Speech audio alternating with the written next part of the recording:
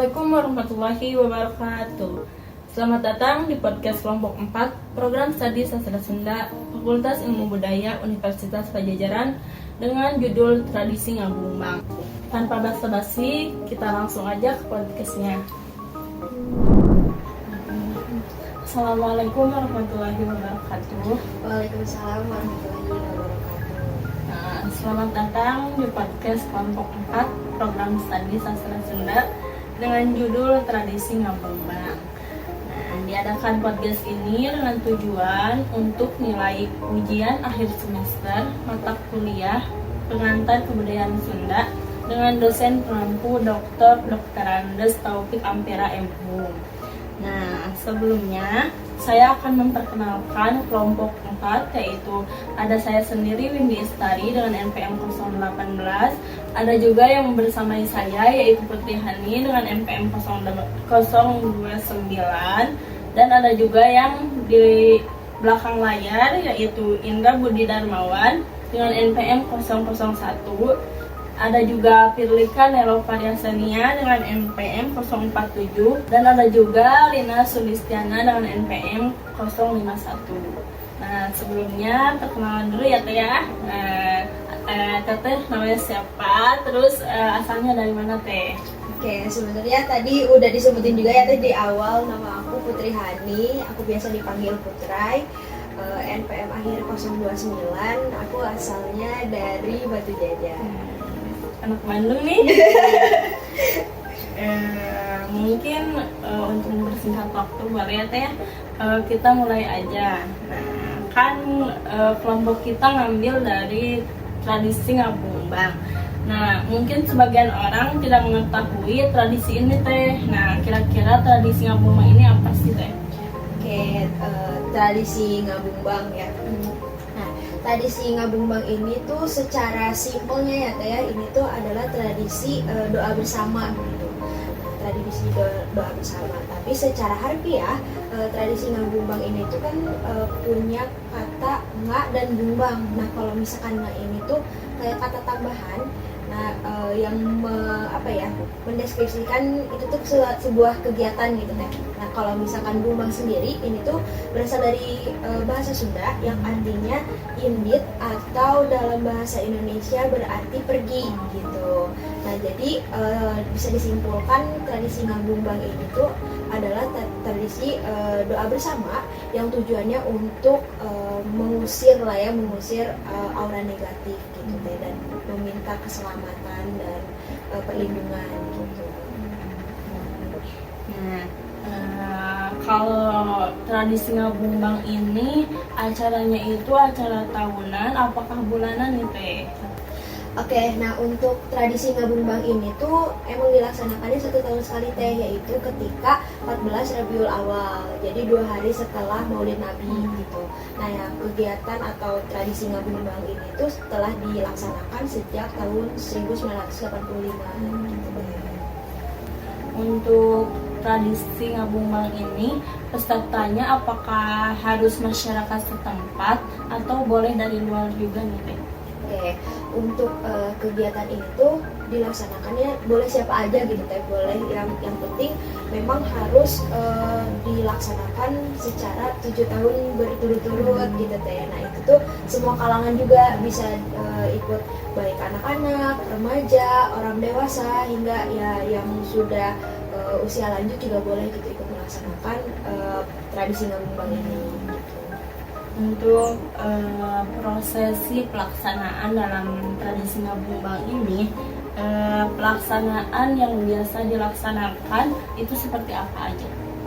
Oke, untuk pelaksanaan yang biasa dilaksanakan mungkin prosesinya mungkin ya, lebih ke prosesinya. Nah, sebetulnya prosesinya itu dimulai dari maghrib, pada maghrib Teh. Pada maghrib itu ada pelaksanaan ziarah makam dulu, ada ketiga makam.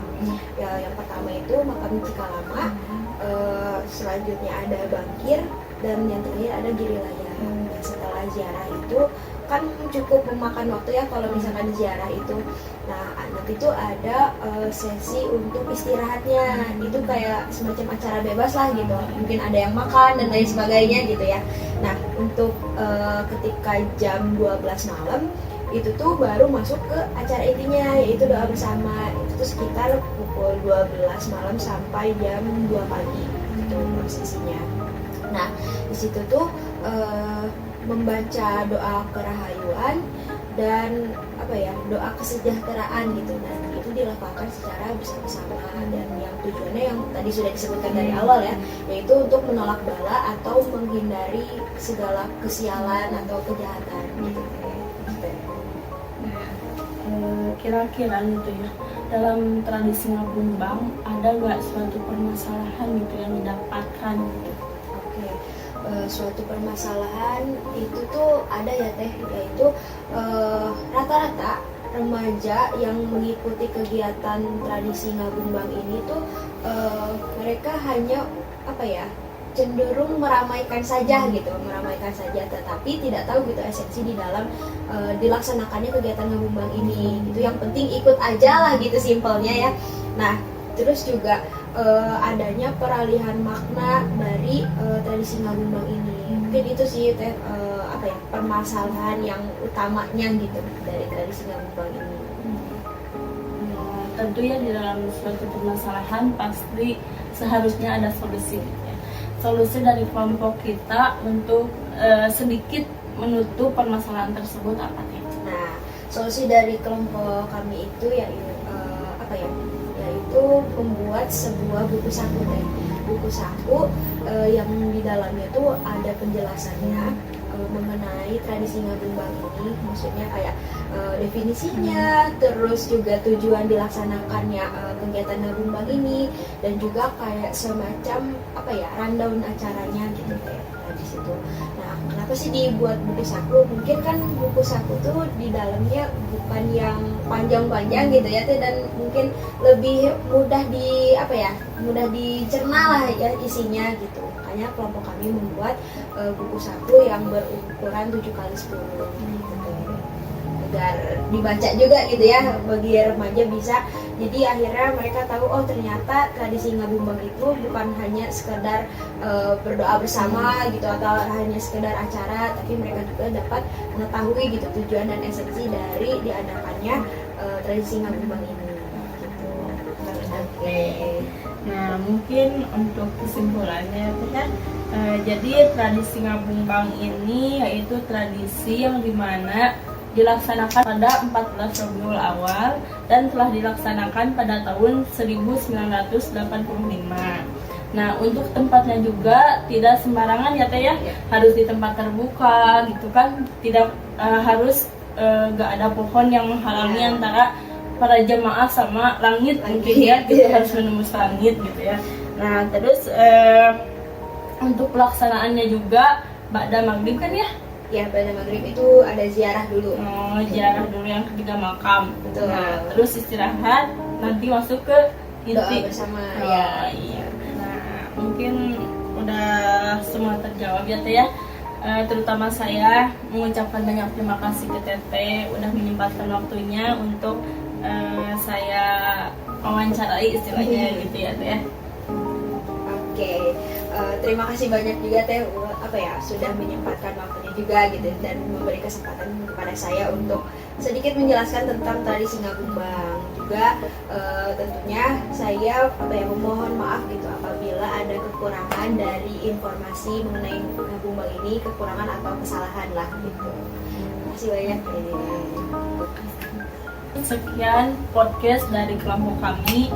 Mohon maaf apabila banyak kesalahan. Wassalamualaikum warahmatullahi wabarakatuh. Assalamualaikum warahmatullahi wabarakatuh.